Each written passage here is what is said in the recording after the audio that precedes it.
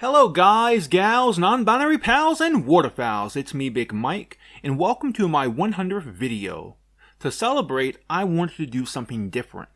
I wanted to do a video on a subject I've been longing to do forever, a subject that I am very passionate about and one that is very dear to my heart. So back in July of 2022, I made this post on Twitter. I don't believe in putting knowledge, wisdom, general advice, information, or education behind a paywall. As a lifelong supporter of the GNU, FOSS, Creative Commons, copyleft, and similar movements, I fully believe in and support the open access and free flow of knowledge. Economics should not be a factor in nor a barrier to improving both ourselves and our respective communities in regards to gaining education, knowledge, wisdom, general advice, or information. As such, I try to share what of these I have freely, as well as supporting others who do so too. So this video is me putting my money where my mouth is. So what follows are 5 of my favorite free and legal sites to get books, articles, publications, and other documents from. These are sites that host books that are either in the public domain, published under one of the Creative Commons licenses, or something similar like copyleft, or something that is copyrighted but it is given away by the author, publisher, or an institution representing them. Some of these sites we're going to be looking at are very broad in scope, covering many or even any topic you can think of, and some will only cover one subject or a group of related subjects. Even one will be dedicated to a single publication. Some will be academic in nature, and others will be aimed at a general audience. Some of these are well known and celebrated, while others aren't known by nearly as many people. So this is how this is going to work. I'm going to give you the site, and for every site I'm going to give you some background info on its history and philosophy. I'm going to walk you through how to use it to get books and other documents, as well as share with you my tips and recommendations if applicable. And lastly, I will share my thoughts and history with each site, as I am both a bibliophile and someone who has to do a great deal of research. So as a result, I use all of these sites, if not on a daily or weekly basis, then at least on a bi-monthly one. And if that bi-monthly part sounds a bit weird, when I get into talking about the sites, you'll understand why. To start off with, before we jump into our first site, I just wanted to find some terms you've heard me use in the introduction, and will hear me use when talking about these sites. These are copyright. According to the U.S. Copyright Office, copyright is a type of intellectual property that protects original works of authorship as soon as an author fixes the work in a tangible form of expression. Another important term is public domain. Stanford law states the term public domain refers to creative materials that are not protected by intellectual property laws such as copyright, trademark, or patent laws. The public owns these works, not an individual author or artist. Usually this happens due to a lapse of time. The exact amount of time varies from country to country. That's why the vast majority of public domain works are very old. However, sometimes when an author or artist creates something, they may choose to release it into the public domain. So sometimes you'll find newer works in the public domain as well. Another important term is Creative Commons. A Creative Commons license is one of several public copyright licenses that enable the free distribution of an otherwise copyrighted work. A Creative Commons license is used when an author wants to give other people the right to share, use, and build upon a work that the author has created. There are 6 types of Creative Commons licenses, and each determine how a work may be used. However, we won't get into those here, as our purposes are just reading and sharing, as all of these licenses permit redistributing. I will say though, if you're looking to use some text to make your own work, like you want to make a commentary on a famous piece of literature, you want to translate a work, or if you want to make some sort of adaptation, be sure to pay close attention to the license type, because it will let you know exactly what you can and can't do with a Creative Commons work. The next term is copyleft, an arrangement whereby software or artistic work may be used modified, or distributed freely on the condition that anything derived from it is bound by the same condition. Another term of great importance is open access. Open access is a set of principles and a range of practices through which research outputs are distributed online, free of access charges or other barriers. With open access strictly defined, or liberate open access, barriers to copying or reuse are also reduced or removed by applying an open license for copyright. And finally, our final important term to discuss here is open source. Open source is mostly used to denote computer software that is released under a license in which the copyright holder grants users the rights to use, study, change, and distribute the software and its source code to anyone for any purpose. However, it goes well beyond software and has been used in films, journalism, music, text, cola, and much more. With those terms well defined, let's jump into the websites. The Internet Archive. The first site we're going to be looking at is archive.org, or as it's officially called, the Internet Archive. The Internet Archive is probably much more well known as being the home of the Wayback Machine, and as awesome as the Wayback Machine is, the Internet Archive has way much more to offer than just that. The Internet Archive is a 501c3 nonprofit that has and is constantly building a digital library.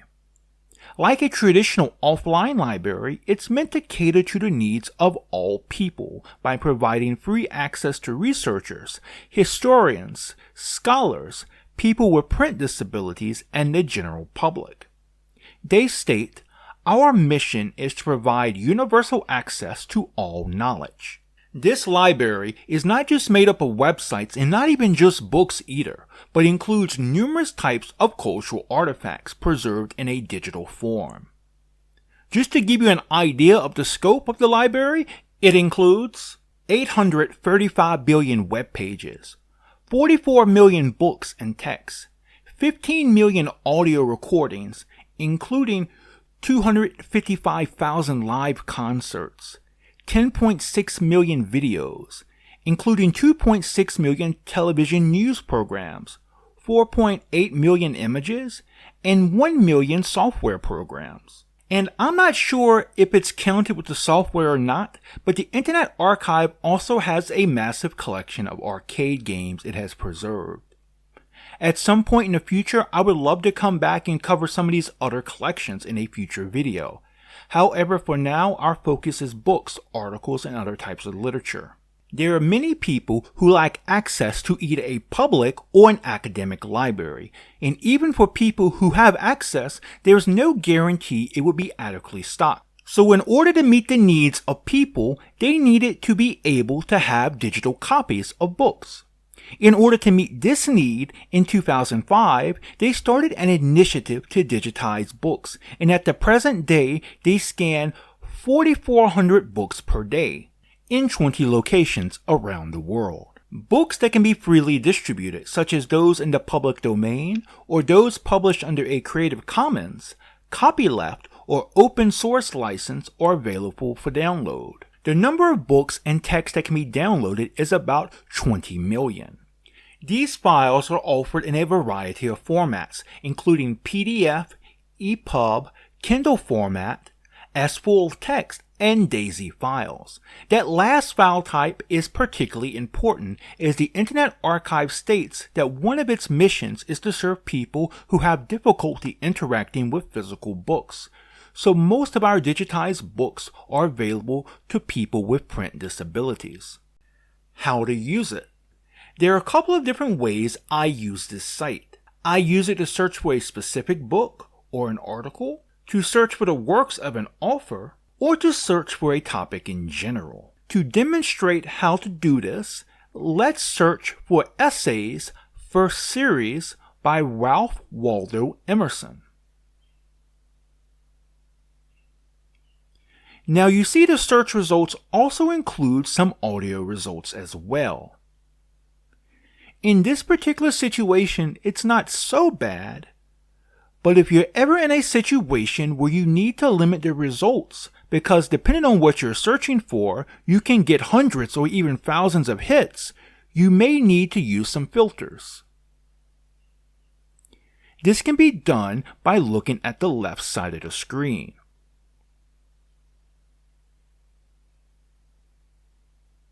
So let's click text in the filter options. And you see we have less files now. Another filter I find useful is the language filter. The archive contains media in thousands of languages, so this filter can really come in handy. So now let's scroll down, and here we go. We'll click on this one right here.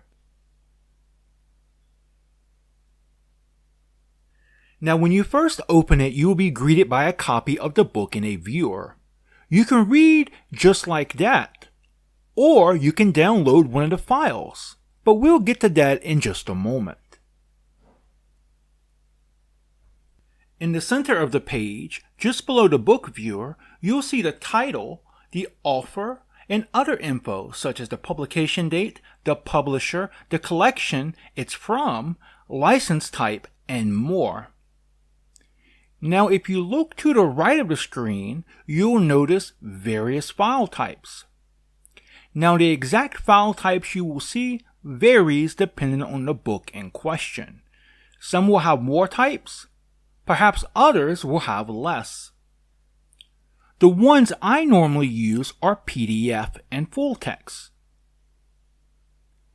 If you click on the full text, it'll take you to an auto-generated HTML page version of the text.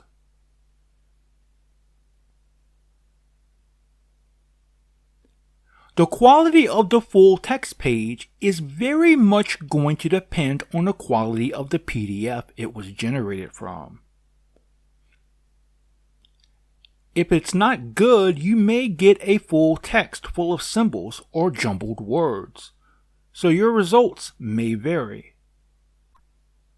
In regards to PDFs, you can open it in your browser by clicking it and reading it that way, or you can right-click it and click Save As to save it to your device. In addition to books, you can also find articles, government documents, microfilm, and more. They all function the same way books do. There is so much advice I can give in regards to the Internet Archive that I could probably make it its own video. But here I'll share just 2 tips that have really helped me. First, if you're downloading multiple books in a series, I have a tip that may make things more simple. Let's look at this one as an example. We can see this is volume 5. Now if we look at the URL, we can notice a 5 there. We can go up there and change it to a 6, and it will take us to volume 6. Now this will not work 100% of the time, but it does work enough to where it is quite handy. The other tip is when searching for an author, try using their full name, their first and last name, their first 2 initials with their last name, and their last name first, followed by their first and middle. Using these can give you different results. My faults and experience with it. I've been using the Internet Archive since about 2012, and it's been an invaluable resource for me, and nothing online even comes close to it, as the vast majority of the books I read come from this site. Many of these books simply would not exist online if it was not for the Internet Archive. Brewster Kahle has truly done a great service to humanity when he founded the archive. And more than just the books themselves, but the philosophy of the archive has influenced my own approach to the sharing of knowledge and information as well. So if you're looking for something in general to read, if you have an interest in researching a topic, or if you're looking for a specific book, I'd highly recommend you start with the Internet Archive. In my opinion, it truly is the Library of Alexandria of the Internet. The Internet Sacred Text Archive. We go from a very broad site to a much more specific one. The next site we're going to be looking at is sacredtext.com, also known as the Internet Sacred Text Archive. It was founded on March 9, 1999 by John B. Hare, who had a background in linguistics, anthropology, and computer science. The founder described the site as the largest freely available archive of online books about religion, mythology, folklore, and the esoteric on the Internet. The Internet Sacred Text Archive is dedicated to religious tolerance and scholarship and has the largest readership of any similar site on the web. To elaborate a bit on his description, the site also hosts a great deal of material in regards to culture, anthropology, philosophy, and classical literature. This site has sections on almost every religion, from African traditional beliefs to Zoroastrianism. The site has one of the largest collections of transcriptions of complete books on Native American, Pacific, African, Asian, and other traditional peoples' religion, spiritual practices, mythology, and folklore. It also includes many topics such as Age of Reason, a section dedicated to works critical of religion, a section related to LGBT issues, and one dedicated to women and religion. While it does include some texts on newer movements and issues such as UFOs and Wicca, not a lot is present for more recent belief systems, as in order to be included, it has to have text in a public domain. One last thing I want to touch on before looking at the site itself is the site's mission statement, because I believe when dealing with a site of such nature, it is very important to keep this in mind. This site has no particular agenda other than promoting religious tolerance and scholarship. Views expressed at this site are solely those of specific author and are not endorsed by the Internet Sacred Text Archive. The Internet Sacred Text Archive is not sponsored by any religious group or organization. And at the bottom of every page, you'll notice this tag. This is a quiet place in cyberspace devoted to religious tolerance and scholarship. How to use it? This site is very simple to use. It comes in two versions, a current and a classic. At the top, you'll see a link that says Return to the Classic. If you click it, it'll take you to the classic site. The classic site was a de facto site until earlier this year, and so it is the one I am most familiar with. However, for this video, we will stick to the contemporary site. If you look on the right, you can see things like Get a Tarot Card Reading. If you click it, it will, much as the name suggests, give you a tarot card reading. I'm not familiar with tarot, and it's not something I'm really into, but it looks like a nifty feature for those who may be. Below that, you'll see featured text, which I always assumed were those texts most recently added. In the center of the page, you'll see a list of top searches. These can be helpful if you're interested in any of those subjects. However, our focus is going to be mostly on the left side, where the sitemap is. If you scroll past the pages related to the site itself, like Home, About, and Wish List, you'll notice a list of topics starting with African. If you click African, you'll notice a couple of things here, and this will be true for most, if not all, of the topic pages. First, you'll be greeted with an image and some introductory text about the religion. Secondly, if you look over to the side, you'll notice a list of links to different subsections on this page that will help you to get to places easier. Let's click on the link that says South Africa. And let's select South African Folktales by James A. Honey. When you click on the book title, it'll take you to an HTML page. All the books here are in an HTML format, as this site originates from a time when PDFs and other files were too big in file size to handle. Today we can download a 5 MB PDF instantaneously, but back in 1999 over dial-up, that would have been quite an endeavor.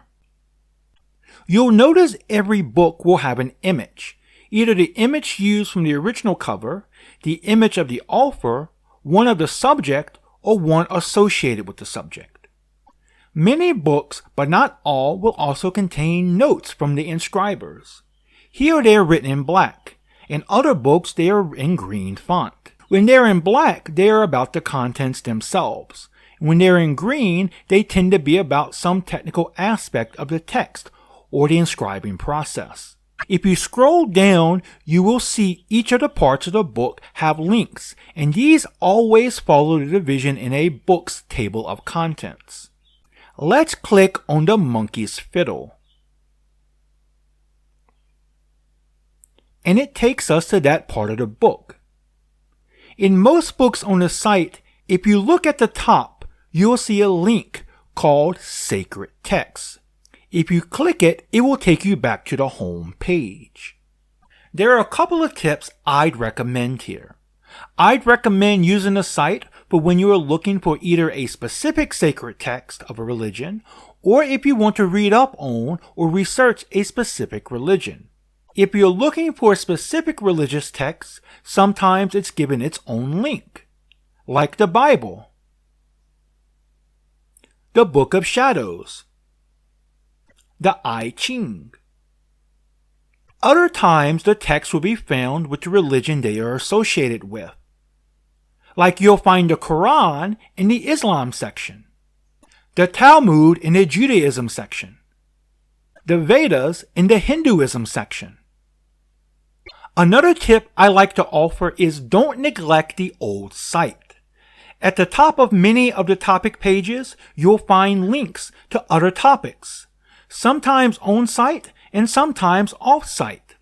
Sadly, these links were not included in the new layout, and some of the subjects they cover that are on-site are not linked in the site map either. For example, if you go to the section on Judaism on the classic site, you'll see a link called Samaritans. If you click on it, it will take you to a page dedicated to the Samaritan religion. So it's definitely worthwhile to explore the old site. My faults and experiences with it. So I've been using the Internet Sacred Text Archive since my university days. I started using it because when I was writing papers, I needed to excerpt from primary sources, and copying and pasting them was much faster than typing from a book, and the site had many sources I needed to use. Since then, I tend to frequent the site very often whenever I need to look something up or I'm looking for something to read. As much as I love this site, it has a major drawback. It hasn't been updated since 2011. And that's likely no coincidence. On April 27, 2010, John B. Hare lost his battle with melanoma that he had been fighting for 4 years. The last content update was a memorial page added in 2011, and that's it. I honestly thought the site was forgotten until earlier this year when it was updated to the new site. Still, no new texts have been added. And despite messaging the team behind it a few times over the years, inquiring about the future of the site, I unfortunately never received a reply. As a result, the site doesn't take advantage of those texts that have entered the public domain since 2010. Still, it is a great site to use, and I would highly recommend it if you're interested in religion, philosophy, the occult, culture, mythology and folklore, and classics. And I can say it's one of the few places that hold a great value to both those interested in these subjects from a faith or devotional approach and those interested in it from an academic one. Astro Publishing. If you thought the last site was niche, This one is even more focused, so much so that it is only dedicated to one publication. AstroPublishing.com is home of a digital, free, bi-monthly magazine. The name varies across the different languages it is published in, but its English name, and the one I'll be using to refer to it in this segment, is Astronomy Magazine. According to the About section, this project dates back to 2008. The idea was first conceived in the summer of that year and actually materialized in December of that very same year. It was first published in Italian under the name I Astrofilo, the amateur astronomer. And if you speak Italian, please forgive me for butchering that. Early on, it experimented with distributing both soft and hard copies, only to switch to a digital-only format by the end of 2013. As the years progressed, it added English, Spanish, Portuguese, and French versions. They state, "Thanks to being completely free, our magazines are today known by more than 1,000 amateur astronomer associations around the world, and are followed by countless readers who can freely browse all issues published since December 2011. Our primary goal for the future is to freely continue to spread high-quality astronomical culture while continuing to do better what nobody has ever done before." Now, one thing to keep in mind here is that while the magazine is given away for free by the publishers, it is still copyrighted fully. How to use it? This one is very straightforward. Once you go to the website, you'll see several different language options. Click the one that you want and you'll be taken to a page with all of the issues, starting with the current one. If you click on an issue, a separate tab will open said issue up in a reader. You can read it in your browser, or alternatively, you can download a PDF version by clicking the downward pointing arrow at the bottom of the reader. What is really cool here is the download will give you two options. You can either download the full issue or the current page you're on. If you use the reader to read it, you're unable to select the text. However, if you download it, the text can be copied. This is handy if you're trying to take notes. My faults and experience with it. Honestly, I don't have nearly as much experience with this site as I do with both of the previous ones. I just discovered this site about a year or so ago. What I can say is that I do enjoy the publication. I'm not an expert in astronomy, astrophysics, or any related field, so please take what I'm about to say with a grain of salt. From what I've seen online, it is a well-respected magazine within the community and one filled with solid science. The scientific advisor for the magazine, Enrico Maria Corsini, has a PhD in astrophysics and is a lecturer of that subject at Padova University. So I'd say it's in good hands. So if you're an amateur astronomer, someone into science, or if you're like me, someone with a general interest in astronomy, be sure to check out astropublishing.com. Open book publishers. So maybe you're thinking, all of this is cool and all, but so far you've shown us two sites with really old books and one with a magazine dealing with contemporary astronomy. But what about recent publications on more topics besides astronomy? Well, don't worry fam, these next two sites have you covered. The next site we'll be looking at is openbookpublishers.com, or OBP for short. Much like our last entry, this publisher too was founded in 2008. They describe themselves as being a leading independent open access academic press that publishes peer-reviewed, award-winning monographs, edited collections, textbooks, critical translations, and more. We are a non-profit social enterprise based in the UK and run by academics, and we are committed to making high-quality research available to every reader. All of their books are freely available in PDF, HTML, and occasionally in XML formats. They do not charge their authors to publish with them, and the authors retain full copyright. All of their authors publish their works under a Creative Commons license. However, every author is free to choose exactly which Creative Commons license they use. So if you're looking to do anything besides read and share this literature, do make sure you pay attention to each book's specific license.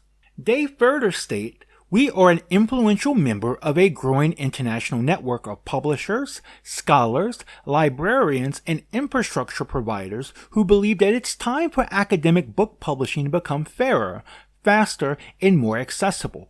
Together with our colleagues across the world, we're building communities and infrastructures to create a future in which knowledge is shared openly and equitably." They state their vision as, "At OBP, we believe that knowledge should be freely available to everyone. We believe that open access is financially more efficient and intellectually more inclusive, responsive, and therefore more effective than traditional legacy publishing, and we are working to create a world in which all books are published open access." They actually have 10 points in which they plan to distill their vision into the wider academic publishing world. They have actually fully elaborated each point. Now, I won't go over their elaborations here because it is quite a lot. I'll just read their main points, but I highly recommend checking out their vision statement. I'll link it below if you're interested in open access publishing. Number 1, no barriers for readers. Number 2, no barriers for authors. Number 3, authors own their work. Number 4, innovative books. Number 5, accessible books. Number 6, reusable books. Number 7, non-commercial principles. Number 8, open infrastructure. Number 9, scaling small. And number 10, joining the debate. How to use it. Now let's take a look at what openbookpublishers.com has to offer. When you go to their site, first you'll be on their home page.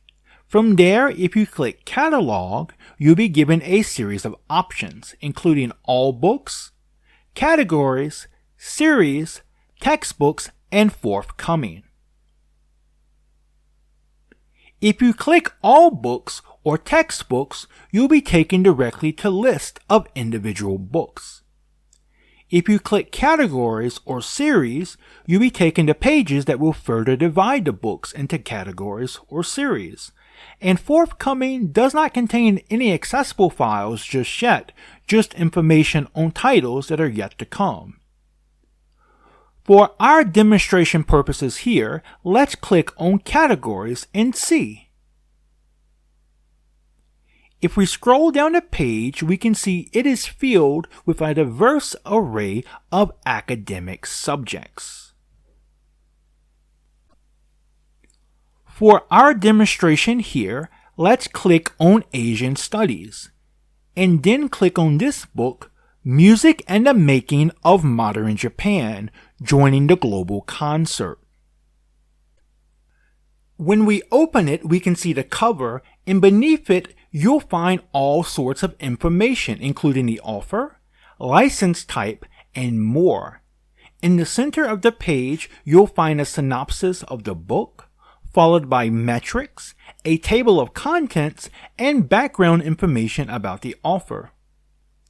If we scroll back up, we'll see 3 options in blue. The first 2 are what interest us. If you click Read Online, you'll be given an HTML option or a PDF option. If you click the HTML option, you'll be taken to an HTML version of the book. If you click the download option, you'll be given at least one paid option format, and below those, you will find a free PDF. Regardless of whether you click the PDF option in the Read Online or Download option, the results are the same. They will both open a PDF file in a new tab. Alternatively, you can right-click and click Save As to download it to your device. My advice for this site is this. Don't come here with a specific book or author in mind, but rather a subject. To demonstrate what I mean, let's say I want the book Ethics for Life. So using the search function, I type it in, to no avail.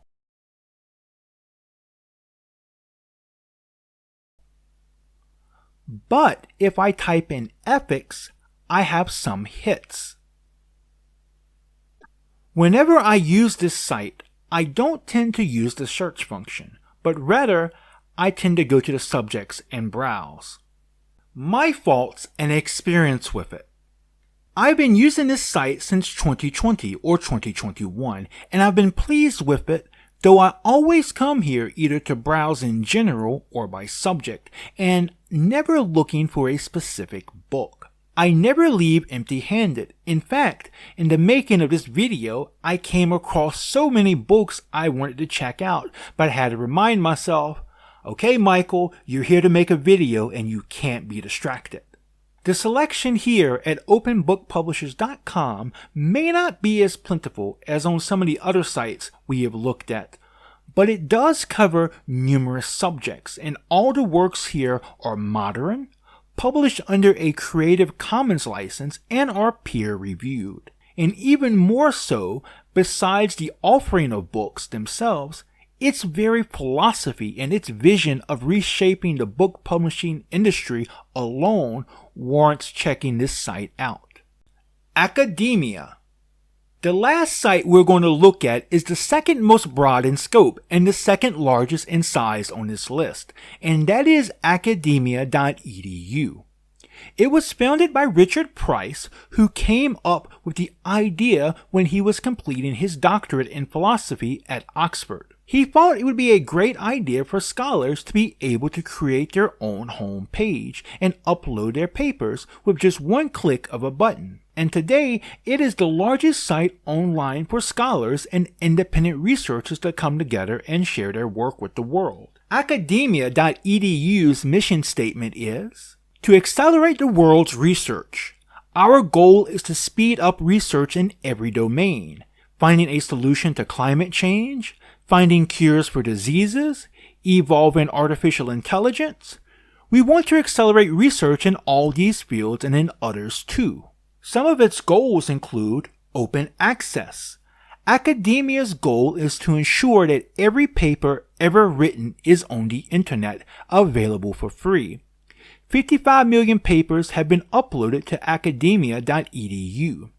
We think there are 100 million papers ever written, so we are 55% of the way there. Distribution. Academia's goal is to build the fastest, most relevant paper distribution system in the world. Today, Academia.edu's algorithms make about 20 million paper recommendations a day. Peer review. Academia's goal is to provide signals regarding the trustworthiness of papers and the trustworthiness of individual claims within papers on Academia.edu. The papers found on Academia.edu can usually, though not exclusively, be downloaded in a PDF format. Also, unlike some other sites we've looked at, all the papers here, while available in open access, do not necessarily share the same licenses.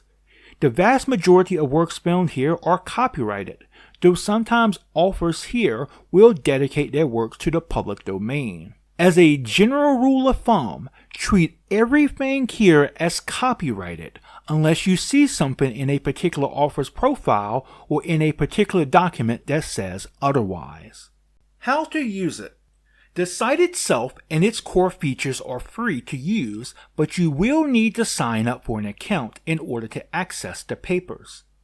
Once you sign up and log in, you'll be able to start searching. I use this site to search for specific articles, to search for works by a specific scholar, and also to search for works on a topic in general. So for the sake of our example, let's search for Javanese culture. and we'll click the first result. Once you're on the page, you see you can read the paper on the page itself in a reader. While if you look to the right side of the page, you'll see a very handy section called Related Papers, where you'll find papers on the same or related subjects. I have found so many wonderful papers that way, so I would highly recommend checking it out. If you look above the reader, you'll see a button that says Download PDF. If you click it, you'll see a pop-up that will try to get you to sign up for premium in order to download a pack of related papers. But if you click No thanks, I'll stay on the free trial tier, the PDF will download.